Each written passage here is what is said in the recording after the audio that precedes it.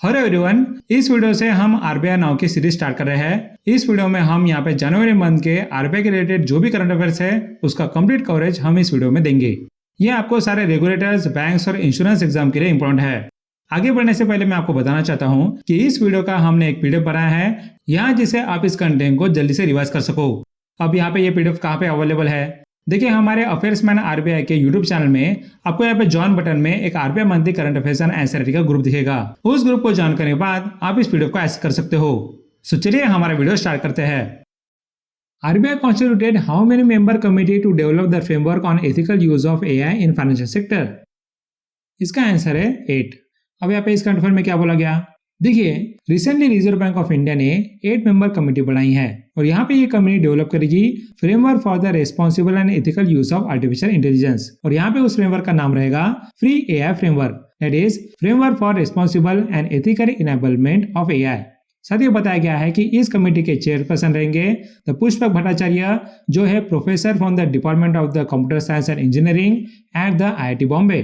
उसे बताया गया कि इस कमेटी को यहाँ पे 6 महीने दिए गए हैं अपना रिपोर्ट सबमिट करने के लिए और यहाँ पे आरबीआई का जो फिनटेक डिपार्टमेंट है वो उसे सेक्रेटरियल सपोर्ट देगा। और यहाँ पे इस कमेटी का फंक्शन क्या है, देखिए यहाँ पे ये कमेटी देखेगी कि यहाँ पे इंडिया के फाइनेंशियल सर्विसेज में अभी एआई का अडॉप्शन लेवल क्या है। उसके बाद वो देखेगा कि यहाँ पे ग्लोबली वो अडॉप्शन क्या है और यहाँ पे ग्लोबली यहाँ पे कौन कौन से रेगुलेटर और यहाँ पे सुपरवाइजरी होते हैं और वो किस तरह से आर्टिफिशियल इंटेलिजेंस को अप्रोच करते हैं। नेक्स्ट यहाँ पे देखेंगे कि फाइनेंशियल सर्विसेज में एआई लाने से यहाँ पे क्या क्या रिस्क हो सकते हैं और यहाँ पे उस रिस्क को वो मिटिगेट कैसे कर सकते हैं। नेक्स्ट यहाँ पे banks, non banking financial companies और फिनटेक कंपनीज यहाँ पे कौन कौन से कंप्लायंस रखने चाहिए जिससे एआई अडॉप्शन अच्छे से हो। साथ ही नेक्स्ट क्वेश्चन देखेंगे, Reserve Bank of India release the report on the trend and progress of the banking in India 2023-24। As per that return on asset of the commercial bank was. इसका answer है 1.4%। अब इस current affair में क्या बताया गया, देखिए recently reserve Bank of India ने एक रिपोर्ट निकाली है ऑन बैंकिंग सेक्टर और यहाँ पे ये पूरे बैंकिंग सेक्टर का एनालिसिस दे रहे हैं including the commercial banks, cooperative banks, उसके बाद नॉन बैंकिंग फाइनेंशियल इंस्टीट्यूशंस। अब हम देखते हैं कि इसके की फाइंडिंग क्या है।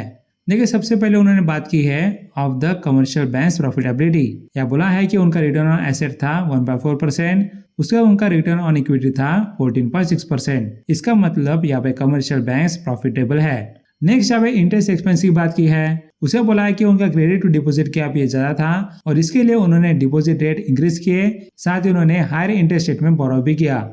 उसे भी बताया गया है कि उनका interest expense to income ratio ये यहाँ पे 57.4% तक इंक्रीज हुआ है। नेक्स्ट बताया है कि कमर्शियल बैंक का यहाँ पे फाइनेंशियल 23 में नेट प्रॉफिट इंक्रीज हुआ था बाय 44.6% और उनका ऑपरेटिंग प्रॉफिट ग्रो हुआ था बाय 18.2%। लेकिन यहाँ पे फाइनेंशियल 24 की बात करें तो यहाँ पे शेड्यूल कमर्शियल बैंक का यहाँ पे नेट प्रॉफिट 32.8% से इंक्रीज हुआ था।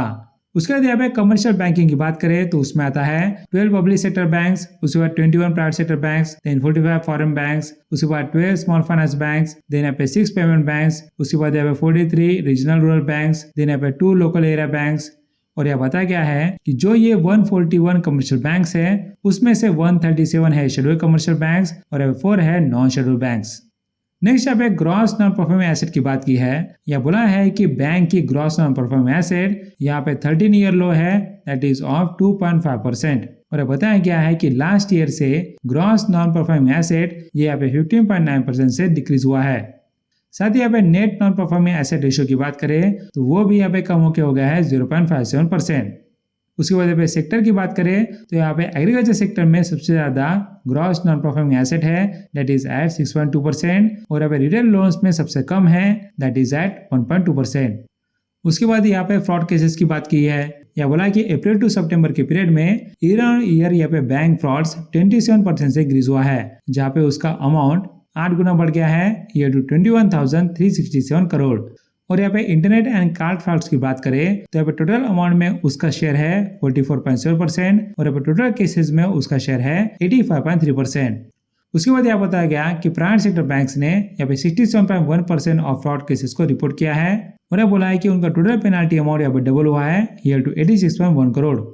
साथ ही यहाँ पे कैपिटल एडुकेसी की बात करें तो capital to risk weighted asset ratio ये यहाँ पे सितंबर मंथ में था 16.8%, जो हमारे रेगुलेटरी रिक्वायरमेंट से ज्यादा है। उसके बाद यहाँ पे बैलेंस शीट की ग्रोथ के बारे में बात करें तो बोला गया है कि शेड्यूल कमर्शियल बैंक की जहाँ पे हम आरआरबी को एक्सक्लूड करते हैं उनका यहाँ पे कंसोलिडेटेड बैलेंस शीट्स यहाँ पे 15.5% से ग्रो हुआ है। साथ ही यहाँ पे उसमें यहाँ पे पब्लिक सेक्टर बैंक्स का शेयर यहाँ पे कम हो गया है हियर टू 55.2% और यहाँ पे प्राइवेट सेक्टर बैंक्स का शेयर बढ़ के हो गया है 37.5%। नेक्स्ट यहाँ पे लिक्विडिटी कवरेज रेशियो की बात की है। यहाँ बोला है कि लिक्विडिटी कवरेज रेशियो यहाँ पे गिर के हो गया है 128.5%। अब यहाँ पे लिक्विडिटी कवरेज रेशियो क्या है? देखिए, लिक्विडिटी कवरेज रेशियो मतलब यहाँ पे किसी बैंक के शॉर्ट टर्म ऑब्लिगेशन को मीट करने के लिए उनके पास कितने लिक्विड एसेट्स है उसे हम बोलते हैं लिक्विडिटी कवरेज रेशियो। सो वो हमारे पास एसेट्स है 135.7% of the short term obligations. Clear हो गया? साथ ही यहाँ पे अभी आरबीआई ने बैंक्स में कैपिटल एडिक्वेसी रेशियो का रिक्वायरमेंट रखा है ऑफ 9%, जहाँ पे वो रहेगा 11.5% जब हम कैपिटल कंजर्वेशन बफर को इंक्लूड करेंगे। और यहाँ पे टायर 1 कैपिटल रिक्वायरमेंट रखा है 7%, जो यहाँ पे बेसल 3 स्टैंडर्ड से ज्यादा है। उसके बाद यहाँ पे यूनिफाइड लर्निंग इंटरफेस की बात की है। देखिए, यूनिफाइड लर्निंग इंटरफेस ये एक तरह का टेक्नोलॉजी प्लेटफॉर्म होता है जहाँ पे बैंक्स को अलग अलग सोर्सेज से यहाँ पे कस्टमर का डाटा मिलता है और यहाँ पे उसकी वजह से वो यहाँ पे कस्टमर को इजीली लर्न कर पाते हैं। यहाँ बोला है कि यूनिफाइड लर्निंग इंटरफेस में यहाँ पे 6 लाख लोन्स को डिस्पर्स किया गया और उसका वैल्यू था 27,000 करोड़। मतलब बोला गया है कि उसमें से 1,60,000 लोन्स तो यहाँ पे 14,500 करोड़ का था जो हमने एमएसएमई को डिस्पर्स किया था।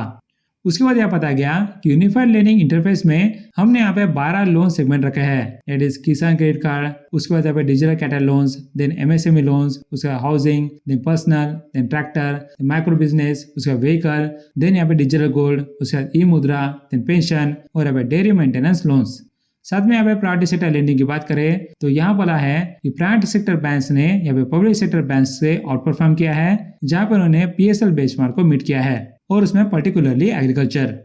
उसके बाद एक यहाँ पे प्रायोरिटी सेक्टर लेंडिंग सर्टिफिकेट होता है। देखिए, यहाँ पे समझो 2 बैंक है, एक है बैंक 1 और यहाँ पे बैंक 2। सोचिए कि बैंक 1 ने यहाँ पे एग्रीकल्चर को ज्यादा लोन दिया और बैंक 2 ने यहाँ पे स्मॉल एंड मीडियम एंटरप्राइजेस को ज्यादा लोन दिया। अब यहाँ पे आरबीआई के हिसाब से सारे बैंक्स ने यहाँ पे एग्रीकल्चर, उसके बाद यहाँ पे स्मॉल एंड मीडियम एंटरप्राइजेस, इस तरह से अलग अलग प्रायोरिटी सेक्टर में यहाँ पे लोन देना चाहिए। सो अगर यहाँ पे बैंक 1 ने बस एग्रीकल्चर पे ज्यादा लोन दिया है लेकिन यहाँ पे स्मॉल एंड मीडियम एंटरप्राइजेस में ज्यादा लोन नहीं दिया तो क्या करेगा कि वो बैंक 2 से उसका यहाँ पे स्मॉल एंड माइक्रो एंटरप्राइजेस में जो भी इसके पास extra priority sector lending certificate है वो यहाँ पे खरीद लेगा और वो उसे एग्रीकल्चर का प्रायोरिटी लेंडिंग सर्टिफिकेट दे देगा। सो इसे हम बोलते हैं the priority sector lending certificate trading. So बोला गया है कि 2024 में यहाँ पे ये ट्रेडिंग वॉल्यूम इंक्रीज हुआ है बाय 26% और उसमें यहाँ पे स्मॉल एंड मार्जिनल फार्मर्स की कैटेगरी में हाईएस्ट ट्रेडिंग वॉल्यूम है। उसके बाद यहाँ पे पीएसएलवी मार्केट शेयर की बात करें तो यह बोला गया है कि प्राइवेट सेक्टर बैंक यहाँ पे अकाउंट करता है 49% of the total private sector lending certificate sales और यहाँ पे पब्लिक सेक्टर बैंक अकाउंट करता है ओनली 21%। और यह बताया गया कि इस ट्रेडिंग में यहाँ पे 4 तरह के प्राइवेट सेक्टर लेंडिंग सर्टिफिकेट होते हैं। एक यहाँ पे फॉर एग्रीकल्चर, देन यहाँ पे स्मॉल एंड मार्जिनल फार्मर्स, उसके बाद यहाँ पे माइक्रो एंटरप्राइजेस और यहाँ पे जनरल। उसके बाद यहाँ पे एनबीएफसी के लोन ग्रोथ की बात की है। यह बोला है कि एनबीएफसी का लोन और एडवांसेस 18.5% से ग्रो हुआ है। साथ ही यहाँ पे उनका जो फंडिंग सोर्स है उसमें से सबसे ज्यादा दैट इज 42.4% फंडिंग आ रहा है फ्रॉम बैंक। ये यहाँ पे बहुत कंसर्निंग है क्योंकि अगर एनबीएफसी के ज्यादा लोन्स एनपीए हो गए तो उसका इम्पैक्ट यहाँ पे बैंक्स को भी होगा और ये एक तरह का विशेष साइकिल हो जाएगा। साथ ये बोला है कि बाकी फंडिंग सोर्सेस है नॉन कन्वर्टेबल डिबेंचर्स, देन यहाँ पे कमर्शियल पेपर बोरोइंग्स और यहाँ पे एक्सटर्नल कमर्शियल बोरोइंग्स जो रिप्रेजेंट करते हैं 57.5% of the foreign funding. Clear है? सो इतना था इस करंट अफेयर में। साथ ही नेक्स्ट क्वेश्चन देखेंगे। RBI released the financial stability report on December 2024. The first FSR was published in which year? इसका आंसर है 2010। अब इस करंट अफेयर में क्या बोला गया?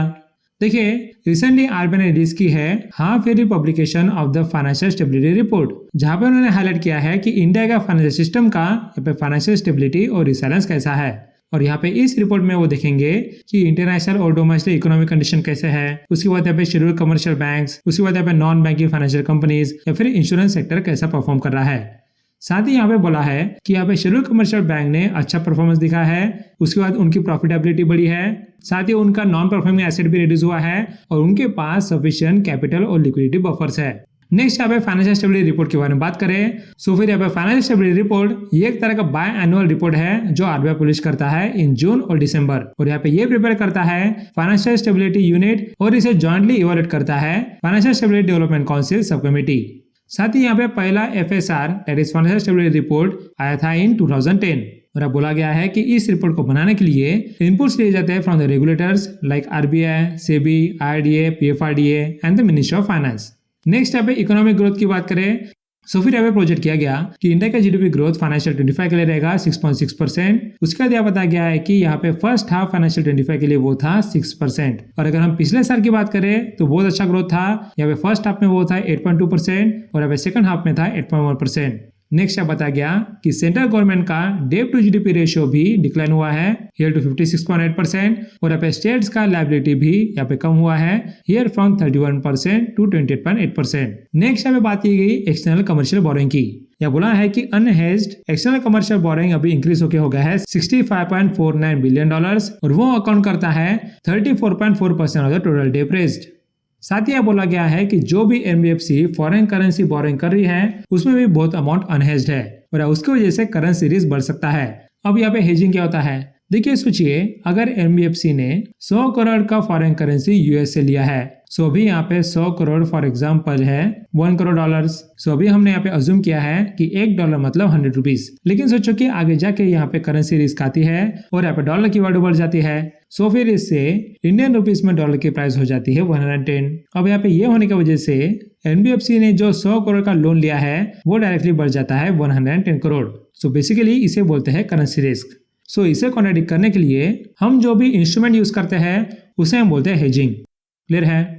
नेक्स्ट यहाँ पे नॉन परफॉर्मिंग एसेट के बारे में बात की गई है। यह बोला है कि रिटेल लोन पोर्टफोलियोज में जो भी नए NPAs आए हैं उसमें से ज्यादा आए हैं अनसिक्योर्ड लोन से, जो कॉन्ट्रीब्यूट करते हैं 51.9%। उसके बाद यहाँ पे शेड्यूल कमर्शियल बैंक का ग्रॉस NPA यहाँ पे डिक्लाइन हुआ है हियर टू 2.6%। उसके बाद उनका नेट NPA है हियर एट 0.6%। नेक्स्ट यहाँ पे ग्रॉस NPA रेशियो में जब हमने स्ट्रेस टेस्ट किया है सो हमें पता चला कि बेसलाइन सिनेरियो में वो यहाँ पे बढ़ सकता है हियर टू 3% बाय द मार्च 2026, लेकिन अगर एडवर्स सिनेरियो आ गए तो वो इससे भी ज्यादा बढ़ सकता है। उसके बाद यहाँ पे कैपिटल एडिक्वेसी रेशियो के बारे में बात की है। यहाँ बोला है कि कैपिटल एडिक्वेसी रेशियो अभी है 16.6%। साथ ही हम प्रोजेक्ट कर रहे हैं कि मार्च 2026 तक वो यहाँ पे कम होकर हो जाएगा 16.5%। नेक्स्ट पता गया कि पब्लिक सेक्टर बैंक्स ने यहाँ पे प्रोविजनिंग अच्छी की है, यहाँ जिसकी वजह से प्रोविजनिंग कवरेज रेशियो बढ़ के हो गया है 77%। अब यहाँ पे दो चीजें आपको पता करनी है, एक तो कैपिटल एडिक्वेसी रेशियो क्या होता है और यहाँ पे प्रोविजनिंग कवरेज रेशियो क्या है। यहाँ देखिए सबसे पहले कैपिटल एडिक्वेसी रेशियो, इसका फॉर्मूला है tier 1 capital plus tier 2 capital here divided by risk weighted assets. अब यहाँ पे ये रिस्क वेटेड एसेट्स क्या है, देखिए बैंक जब लोन देती है उसे वो एसेट बोलती है। सोचिए बैंक ने अगर 100 करोड़ का पर्सनल लोन दिया है और यहाँ पे 100 करोड़ का होम लोन दिया है। सो अभी सोचो कि होम लोन यहाँ पे डिफॉल्ट होने के और वहां पे बैंक को लॉस होने के रिस्क बहुत कम है। इसका रीजन ये है कि होम लोन अगर वापस नहीं भी दिया तो भी हम यहाँ पे घर बेच के वो पैसा वसूल कर सकते हैं। सो उस पर रिस्क कम है, इसलिए हम उसके लिए रिस्क रखते हैं हियर ओनली 10%। लेकिन सोचो कि बैंक ने जो 100 करोड़ के पर्सनल लोन दिए हैं जो कि यहाँ पे अनसिक्योर्ड होते हैं उसका रिस्क ज्यादा होता है, इसलिए हम उसके लिए रिस्क रखते हैं 50%। अब यहाँ पे जो रिस्क वेटेड एसेट है वो क्या आएगा, सो यहाँ पे होम लोन के लिए वो आएगा 100 into 10% विच इज 10 करोड़, और यहाँ पे पर्सनल लोन के लिए वो है 100 into 50% विच इज 50 करोड़। इसका मतलब बैंक का रिस्क वेटेड एसेट है हियर ₹60 करोड़। क्लियर है। उसी तरह अभी ये टायर 1 कैपिटल और टायर 2 कैपिटल क्या है, देखिए ये अलग अलग तरह के कैपिटल होते हैं। यहाँ पे हम इसे सिंगल लैंग्वेज में बात करें सो फिर यहाँ पे टायर 1 कैपिटल अच्छे क्वालिटी का कैपिटल होता है और यहाँ पे टायर 2 कैपिटल की क्वालिटी उतनी अच्छी नहीं होती। सो देखिए अभी ये CT1 capital that is common equity tier 1 capital में क्या आता है, इसमें आता है common stock holders equity including the capital for the accumulated other comprehensive income related to available for sale डेब्ट सिक्योरिटीज। उसके बाद defined benefit pension and the other post employment benefits plans. साथ ही में माइनस यहाँ पे certain deductions for the goodwill after the MSR that is mortgage servicing rights. उसके बाद deferred tax asset that arise from the net operating losses and the tax credit carry forwards. उसके बाद यहाँ पे एडिशनल टायर 1 कैपिटल में आता है the perpetual preferred stock. उसके बाद आता है टायर 2 कैपिटल, उसमें आता है long term debt qualifying as the tier 2 और यहाँ पे qualifying allowance for the credit losses. So clear हो गया आपको। ये होता है टायर 1, उसके बाद यहाँ पे टायर 2, साथ में टायर 1 में दो चीजें होती है, that is common equity tier 1 और यहाँ पे एडिशनल टायर 1। यहाँ तक क्लियर है। उसके बाद यहाँ पे बेसल 2 और बेसल 3 में यहाँ पे कैपिटल स्ट्रक्चर चेंज हुआ है। यहाँ पे आप देखो बेसल 3 में आपको फोकस करना है और यही आपको एग्जाम में पूछेगा। यहाँ पे इसने बोला है कि हमें कॉमन इक्विटी टायर 1 रखना है 4.1%, उसके बाद यहाँ पे एडिशनल टायर 1 रखना है 1.5%, देन यहाँ पे टायर 2 रखना है 2% और साथ ही उसके लिए एक द कैपिटल कंजर्वेशन बफर लाया है जो हमें रखना है 2.5%। उसके बाद यहाँ पे और एक बफर होता है, it is counter cyclical capital buffer, वो भी हमें एक्स्ट्रा रखना पड़ता है, लेकिन आरबीआई ने उसे अभी इंक्लूड नहीं किया है। क्लियर हो गया यहाँ तक। उसके बाद हम यहाँ पे प्रोविजनल नॉर्म के बारे में पढ़ते हैं। देखिए आरबीआई ने यहाँ पे अलग अलग लोन को अलग अलग क्लासेस में रखा है which is based on their risk profile. ये क्लासेस है द स्टैंडर्ड एसेट्स, उसके बाद यहाँ पे substandard assets, then here doubtful assets और यहाँ पे लॉस एसेट। अब हम देखते हैं कि हर कैटेगरी के लिए कितना प्रोविजनल रिक्वायरमेंट है। इसमें अगर हम स्टैंडर्ड एसेट के बारे में बात करें तो फिर ये इस तरह के लोन होते हैं जो यहाँ पे अच्छा परफॉर्म कर रहे हैं, लेकिन उसके लिए भी आरबीआई बोलती है कि आपने इसके लिए 0.4% का प्रोविजन रखना चाहिए। इसका मतलब जितनी भी इस एसेट की अमाउंट है उसका छोटा परसेंट दैट इज 0.40% उतना अमाउंट आपने अलग से रखना चाहिए।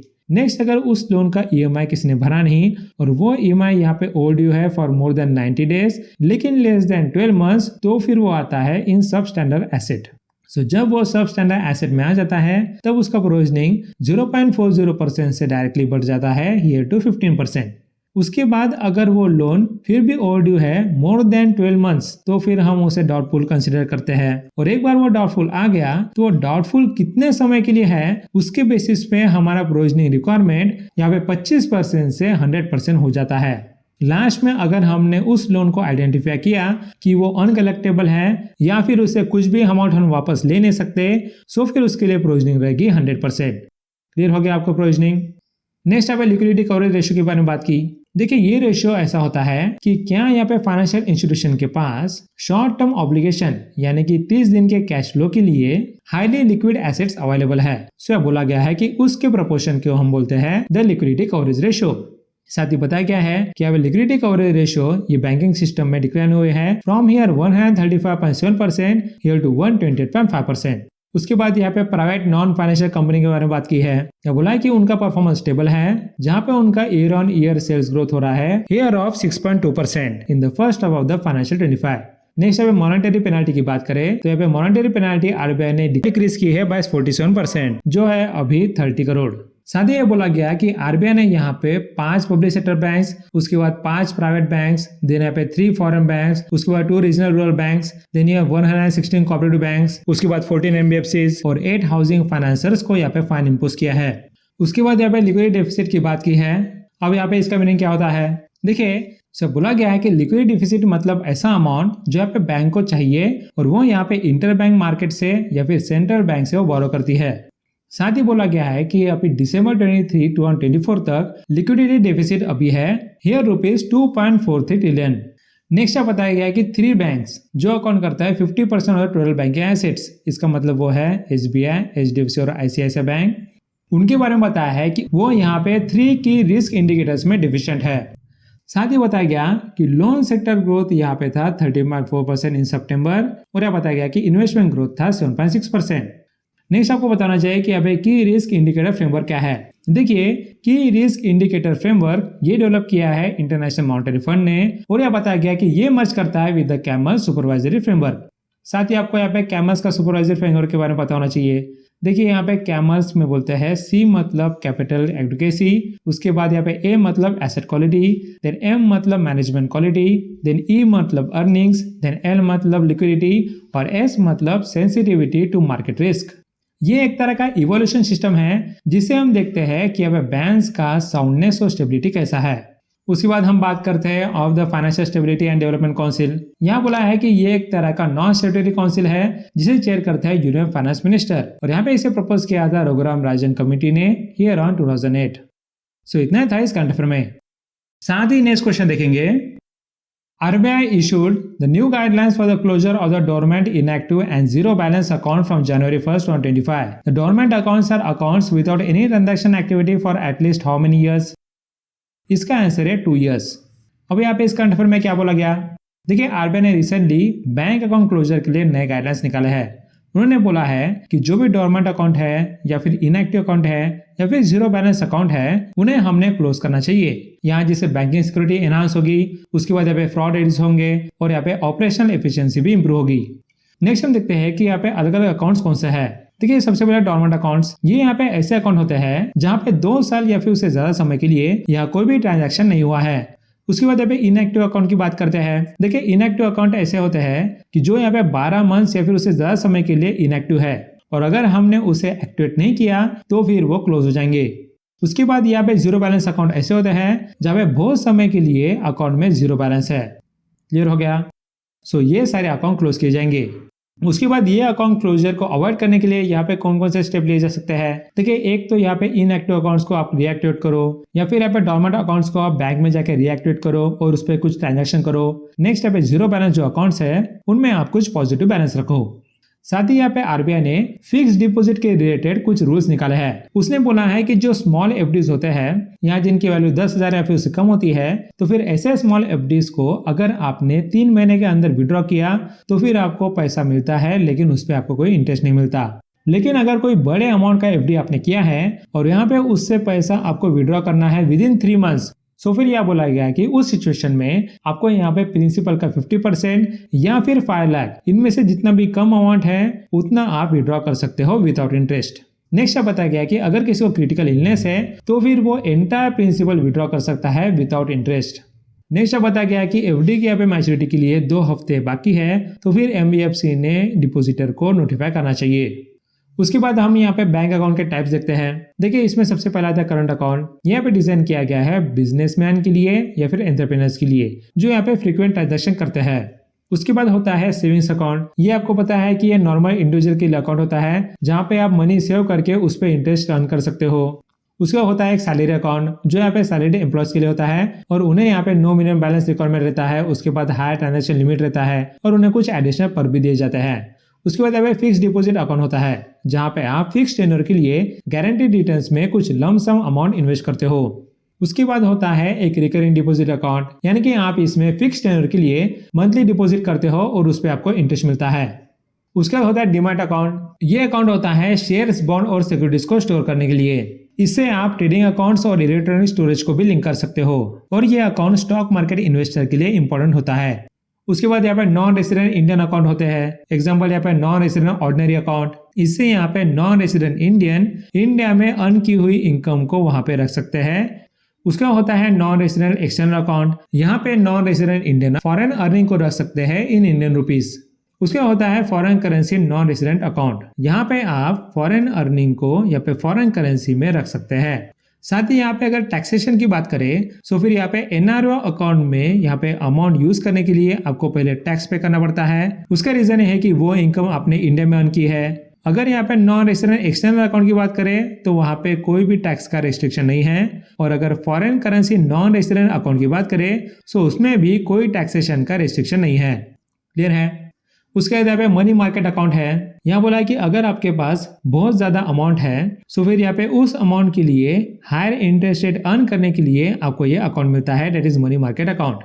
नेक्स्ट होता है जॉइंट अकाउंट। यहाँ पे 2 या फिर उससे ज्यादा इंडिविजुअल्स या फिर बिजनेस पार्टनर साथ में मिलकर अकाउंट खोल के उसके फंड को मैनेज करते हैं। उसके बाद होता है स्टूडेंट अकाउंट। यहाँ पे students under the age of 24 years अपना फाइनेंस मैनेज करने के लिए ये अकाउंट खोलते हैं। उसके बाद है basic savings bank deposit account. यहाँ पे आप विदाउट मिनिमम बैलेंस एक अकाउंट खोल सकते हो और यहाँ पे इसमें आपको banking services without high charges में ऑफर किए जाते हैं। नेक्स्ट है कैश क्रेडिट अकाउंट। इसमें यहाँ पे बिजनेसेस को वर्किंग कैपिटल के लिए शॉर्ट टर्म क्रेडिट मिलता है। यह बताया गया कि इसमें ओवरड्राफ्ट फैसिलिटी भी रहती है, यानी कि अगर आपको यहाँ पे कैश क्रेडिट अकाउंट यहाँ पे 10 लाख का मिला है और आपने उसमें से बस 5 लाख यूज किए हैं तो फिर जो यूटिलाइज पोर्शन है यानी कि 5 लाख उस पे आपको इंटरेस्ट लगेगा। ये यहाँ पे स्मॉल और मीडियम साइज बिजनेसेस के लिए आइडियल है। उसका होता है कैश मैनेजमेंट अकाउंट। इससे यहाँ पे बिजनेसेस अपना फाइनेंसेस मैनेज कर सकते हैं। उसके बाद पे लिक्विडिटी को ऑप्टिमाइज कर सकते हैं और अपने कैश फ्लो को भी कंट्रोल कर सकते हैं। इसमें यहाँ पे ट्रांसफर ऑटोमेटेड रहते हैं और ये लार्ज बिजनेस के लिए आइडियल है। सो इतना था इस करंट अफेयर में। साथ ही नेक्स्ट क्वेश्चन देखेंगे, which regulator releases master direction on credit information reporting. इसका आंसर है रिजर्व बैंक ऑफ इंडिया।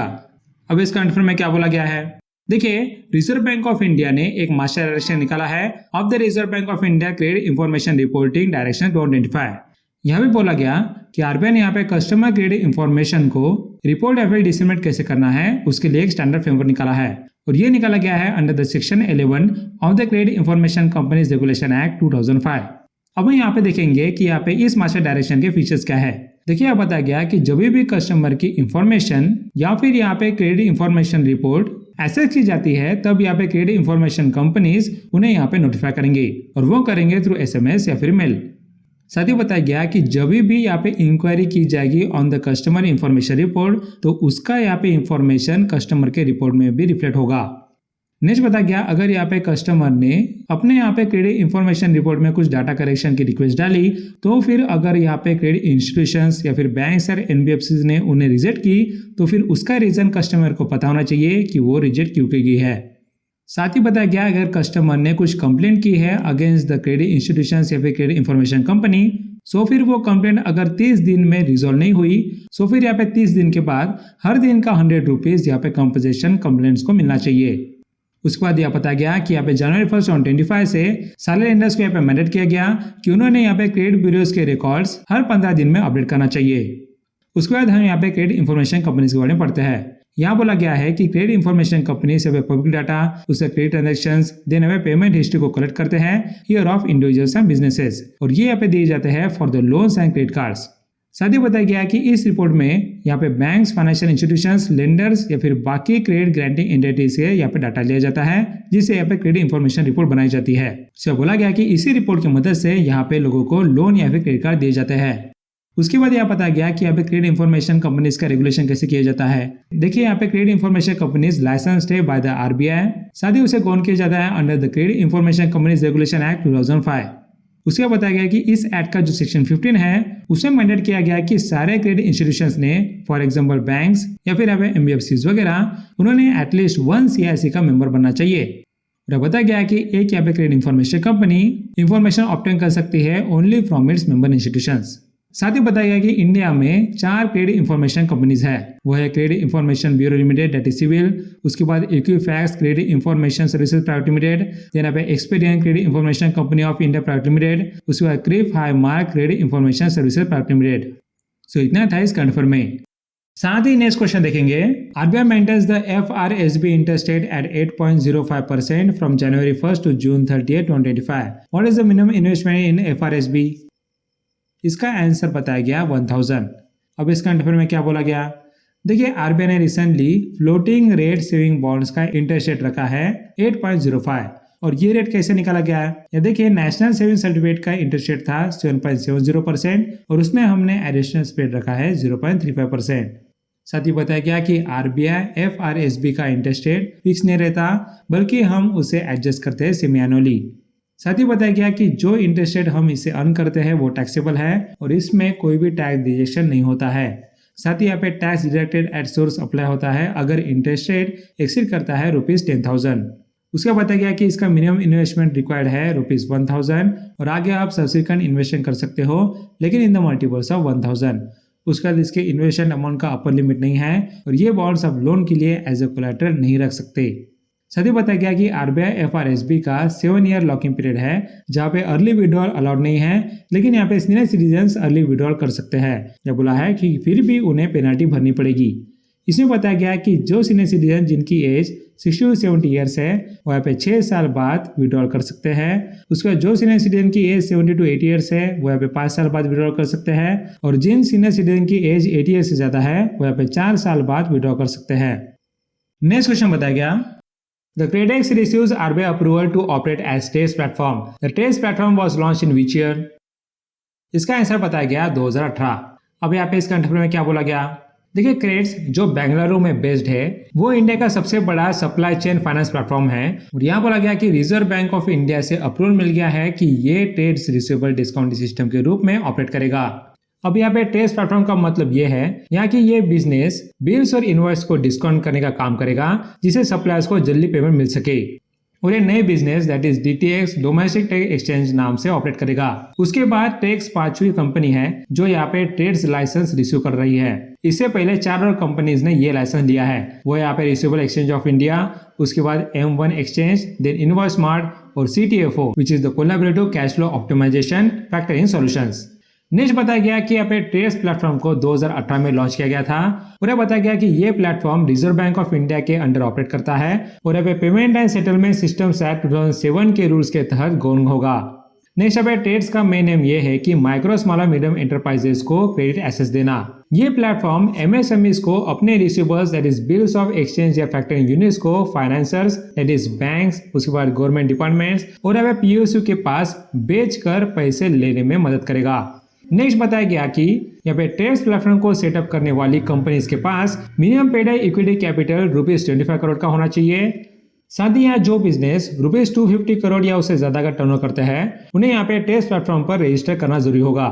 साथ ही यहाँ पे सेलर्स को ट्रेड्स प्लेटफॉर्म पर पार्टिसिपेट करने के लिए 1 साल से ज्यादा टाइम तक ऑपरेशन में रहना जरूरी है। अब यहाँ पे ट्रेड्स प्लेटफॉर्म को कैसे यूज करेंगे उसका हम प्रोसेस देखेंगे। यहाँ प्रोसेस तब स्टार्ट होता है जब सेलर अपना इनवॉइस प्लेटफॉर्म पर अपलोड करता है जिससे फैक्टरिंग यूनिट के रूप में लिस्ट किया जाएगा। उसके बाद बायर इनवॉइस को रिव्यू करता है और यहाँ पे फैक्टरिंग यूनिट को अप्रूव करता है यहाँ ताकि वो फाइनेंसर्स के लिए अवेलेबल हो जाए बिडिंग के लिए। उसके बाद यहाँ पे सेलर सबसे अच्छी बीट को सिलेक्ट करेगा और यहाँ पे एडवांस पेमेंट रिसीव करता है जो आमतौर पर 80 to 90% इनवॉइस वैल्यू के बराबर होता है। लास्ट में ड्यू डेट पर बायर फुल इनवॉइस अमाउंट को डायरेक्टली फाइनेंसर के साथ सेटल करता है। इससे यहाँ पे सेलर्स को टाइमली पेमेंट्स मिलेगा और उनका कैश फ्लो इंप्रूव होगा। साथ ही बताया गया कि ट्रेड्स प्लेटफॉर्म की ट्रांजैक्शन वॉल्यूम्स काफी ज्यादा ग्रो करने की उम्मीद बताई गई है। ये यहाँ पे $30 बिलियन से बढ़कर $50 बिलियन एनुअल तक पहुंचने की एक्सपेक्टेशन है बाय 2026। सो इतना था इस कंफर्म में।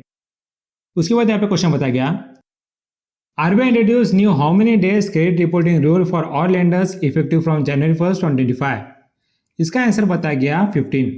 अब यहाँ इसका कंफर्म में क्या बोला गया, देखिए रिजर्व बैंक ऑफ इंडिया ने एक नया क्रेडिट रिपोर्टिंग रूल इंट्रोड्यूस किया।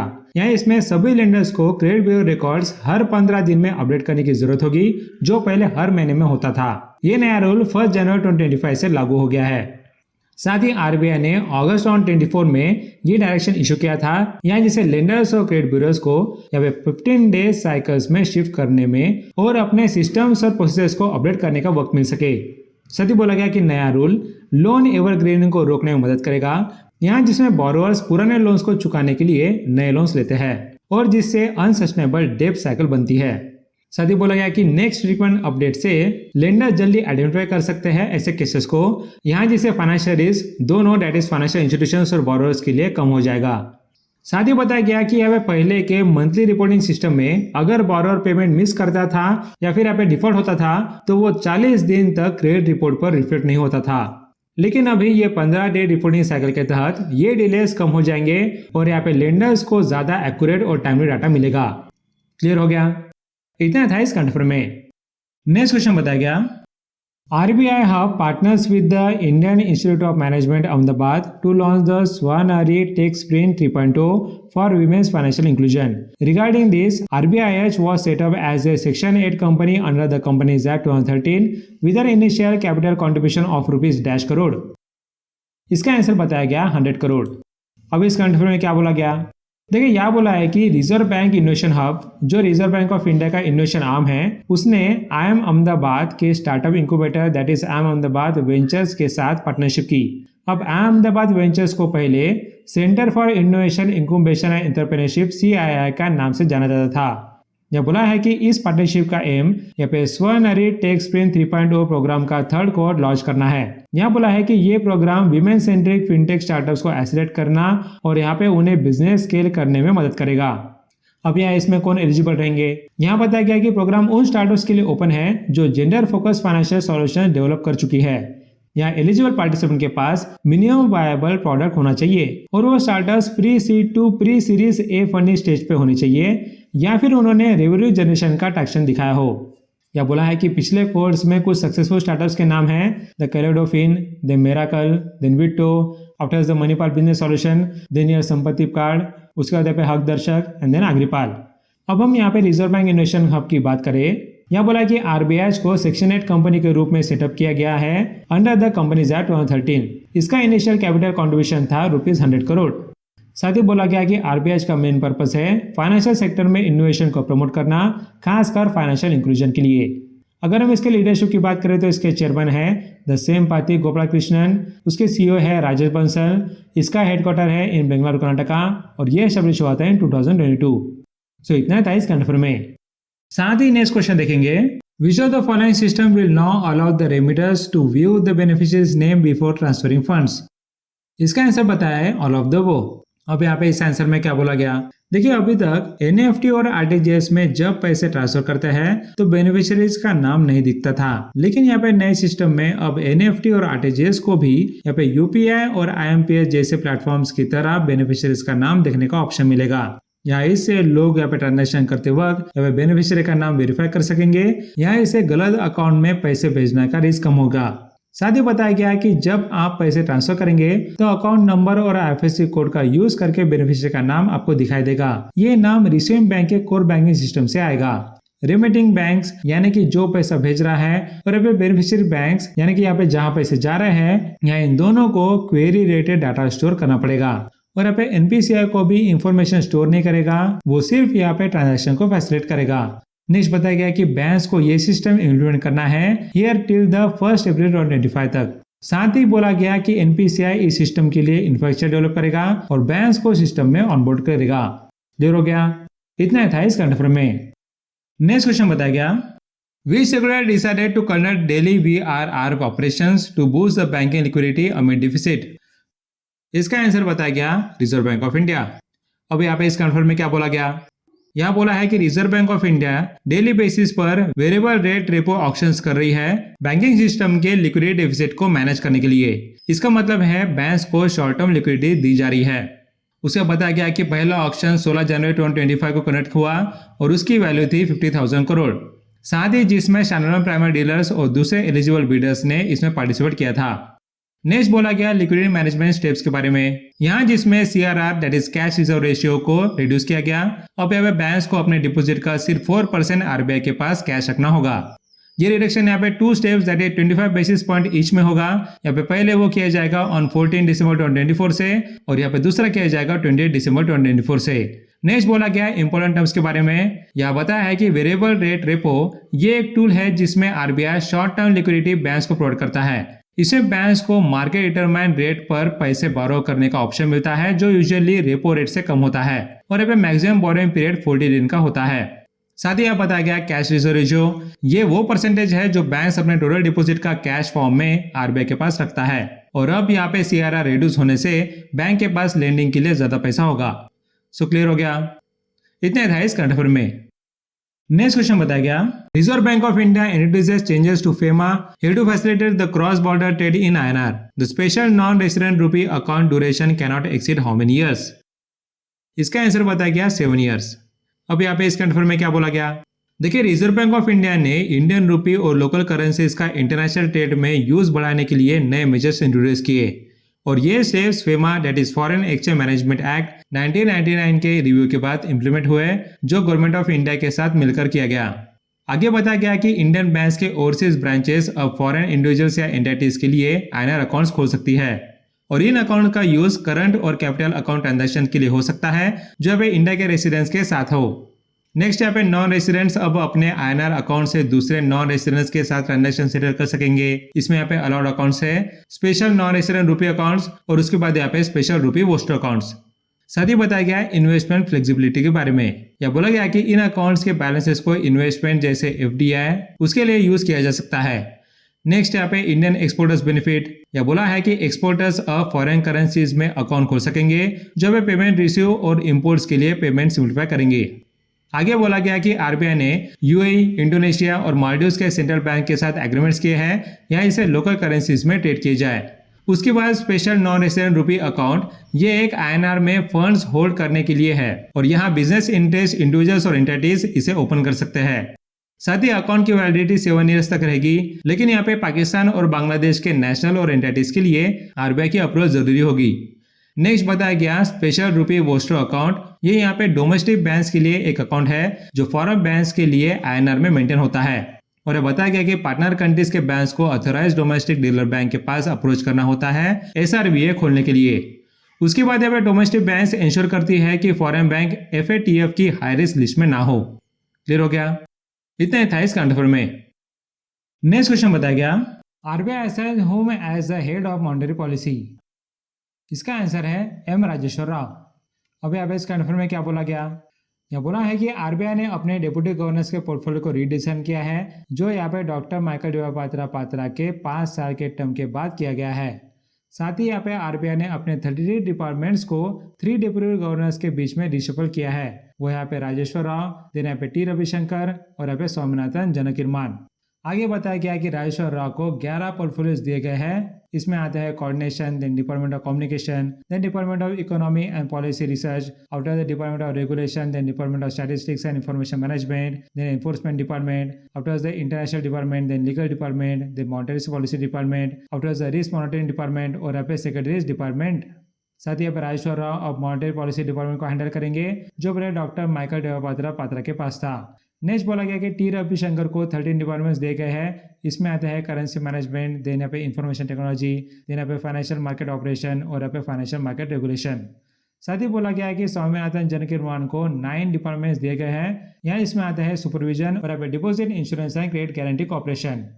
आगे बताया गया कि RBI में आमतौर पे 4 डिप्टी गवर्नर्स होते हैं। एक होता है इकोनॉमिक जो मॉनेटरी पॉलिसी डिपार्टमेंट को देखता है, एक होता है कमर्शियल बैंकर और यहाँ पे 2 डिप्टी गवर्नर्स जो RBI की अपनी रैंक से होते हैं। क्लियर हो गया? इतना था इस करंट अफेयर में। अब हम यहाँ नेक्स्ट क्वेश्चन देखेंगे। RBI released the NBFC upper limit list for 2024-25. Which of the following NBFCs are included in list? इसका आंसर बताया गया ऑल ऑफ द अबव। अब यहाँ पे इस करंट अफेयर में क्या बोला गया? देखिए RBI ने अपनी फाइनेंशियल 2024-25 के लिए अपर लेयर में आने वाली NBFCs की लिस्ट रिलीज की है। साथ ही यहाँ पर टाटा सन्स प्राइवेट लिमिटेड को भी इस लिस्ट में रखा गया। हालांकि उन्होंने NBFC से डी रजिस्टर होने की रिक्वेस्ट की थी, जो अभी एग्जामिन हो रही है। उसे बोला गया इस अपडेटेड लिस्ट में 15 कंपनीज आते हैं। एग्जांपल यहाँ पे LIC housing finance limited, then Bajaj finance limited, उसके बाद Shriram finance limited, then Cholamandalam investment and finance company, then L&T finance limited, उसके बाद Mahindra and Mahindra financial service limited, then Aditya Birla finance limited, उसके बाद Tata capital financial service limited, then ये Piramal capital and housing finance limited, then PNB housing finance limited, then HDB financial service limited. साथ ही यहाँ पे मुरूट finance limited जो एक तरह की गोल्ड लोन NBFC है, जो 3 साल से यूएल लिस्ट में है। उसके बाद यहाँ पे सम्मान कैपिटल लिमिटेड जो पहले इंडिया बुल्स हाउसिंग फाइनेंस था। नेक्स्ट है बजाज हाउसिंग फाइनेंस लिमिटेड। उसके बाद यह बताया गया कि SBI debt is scale based regulation framework को अक्टूबर 2021 में इंट्रोड्यूस किया गया था, जो NBFCs को उनकी एसेट साइज और स्कोरिंग मेथोडोलॉजी के बेस पर क्लासिफाई करता है। उसका बोला गया कि SBI फ्रेमवर्क में 4 लेयर्स है। इसमें पहला है NBFC बेस लेयर, जहाँ पे नॉन डिपॉजिट टेकिंग NBFCs यहाँ जिनके एसेट ₹1000 करोड़ से कम होती है वो इसमें आते हैं। उसके बाद है दूसरा मिडिल लेयर, इसमें ऐसे डिपॉजिट टेकिंग NBFCs और नॉन डिपॉजिट टेकिंग NBFC आते हैं जिनके एसेट्स ₹1000 करोड़ से ज्यादा होती है। नेक्स्ट है NBFC अपर लेयर, इसमें यहाँ पे ऐसे NBFC सिलेक्ट किए जाते हैं जिनको स्ट्रिक्ट रूल्स फॉलो करने पड़ते हैं कम से कम 5 साल तक, चाहे फ्यूचर यूज में वो क्राइटेरिया ना भी मीट करे। लास्ट में है NBFC टॉप लेयर। इसका मतलब कि RBI देखे कि अपर लेयर वाले NBFCs का अगर सिस्टमेटिक रिस्क बहुत बढ़ गया है तो फिर उनको यहाँ पे टॉप लेयर में शिफ्ट कर दिया जाएगा। क्लियर हो गया?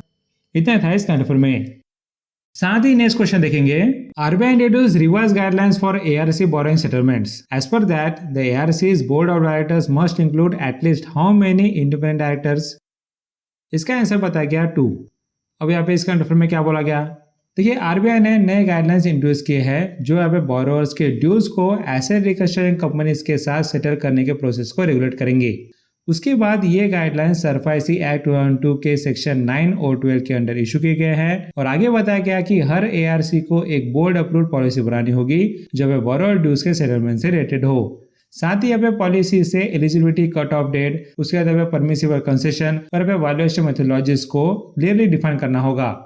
साथ ही बोला गया कि हर ARC के बोर्ड में कम से कम 2 इंडिपेंडेंट डायरेक्टर्स होने चाहिए। उसके बाद यहाँ पे ड्यू सेटलमेंट्स बोरोअर के आउटस्टैंडिंग अमाउंट पे डिपेंड करेगा। अगर यहाँ पे ₹1 करोड़ से ज्यादा का ड्यूज रहे तो यहाँ पे इंडिपेंडेंट एडवाइजरी कमेटी के प्रपोजल को एग्जामिन करेगी और उसे अप्रूवल देगी। साथ ही अगर ₹1 करोड़ या उससे कम के ड्यूज है तो फिर एक ऐसा ऑफिशियल या फिर कमेटी अप्रूव करेगी जो यहाँ पे एसेट एक्वाजिशन में इन्वॉल्व नहीं थी। आगे बताया गया कि हर क्वार्टर में ट्रेंड और रिकवरी टाइमलाइन का रिपोर्ट बोर्ड को सबमिट करना होगा। साथ ही यहाँ पे इंडिपेंडेंट एडवाइजरी कमेटी मैंडेटरी होगी जो बोरोर की मैनेजमेंट चेंज या फिर बिजनेस टेकओवर के प्रपोजल को रिव्यू करेगी। उसके बाद कमेटी का चेयरमैन एक इंडिपेंडेंट डायरेक्टर होगा और इसमें या तो कम से कम 2 इंडिपेंडेंट डायरेक्टर्स होने चाहिए या फिर टोटल बोर्ड स्ट्रेंथ का 33% या फिर 3 डायरेक्टर्स जो भी हायर हो वो होने चाहिए। नेक्स्ट पे एसेट रिकस्ट्रक्शन कंपनी वो ऐसी फाइनेंशियल इंस्टीट्यूशन होती है जो पे बैंक से NPS which is the non performing assets bye करके उनका रिकवरी प्रोसेस हैंडल करती है। और यह बताया गया कि एआरसीज को आरबीआई रेगुलेट करता है और ये सरफेसी एक्ट 2002 के अंडर ऑपरेट करती है। नेक्स्ट बताया गया कि एआरसीज को कम से कम ₹100 करोड़ का नेट ओन फंड और 15% कैपिटल एडिक्वेसी रेशियो मेंटेन करना होता है। साथ ही यहाँ पे इंडिया की प्रोमिनेंट एआरसी की बात करें तो उसमें आते हैं एडलवीज एसेट रिकंस्ट्रक्शन कंपनी लिमिटेड और यहाँ पे national asset reconstruction company limited. Clear हो गया? इतना था इस करंट अफेयर में। अब हम यहाँ नेक्स्ट क्वेश्चन देखेंगे। RBI sets up MK Jain led committee here to evaluate universal banks and small finance banks applications. How many members are there in this committee?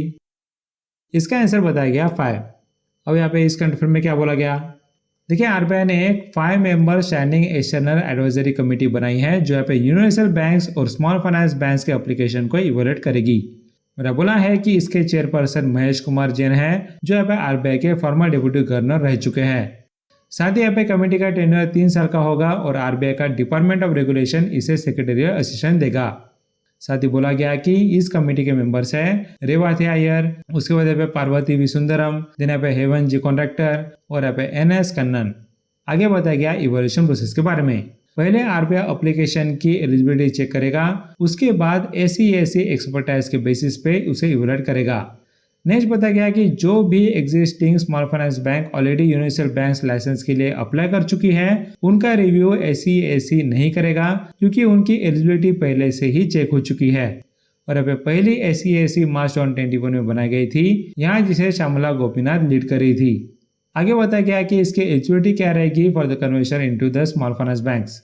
इसमें यहाँ पे NBFCs, लोकल एरिया बैंक्स और micro finance institution जो resident own करते हैं वो apply कर सकते हैं। और यहाँ पे minimum paid up capital ₹100 crore का होना चाहिए। साथ ही यहाँ पे अप्लीकेंट के पास बैंकिंग सेक्टर का 10 साल का एक्सपीरियंस और यहाँ पे सक्सेसफुल ऑपरेशन का ट्रैक रिकॉर्ड होना चाहिए।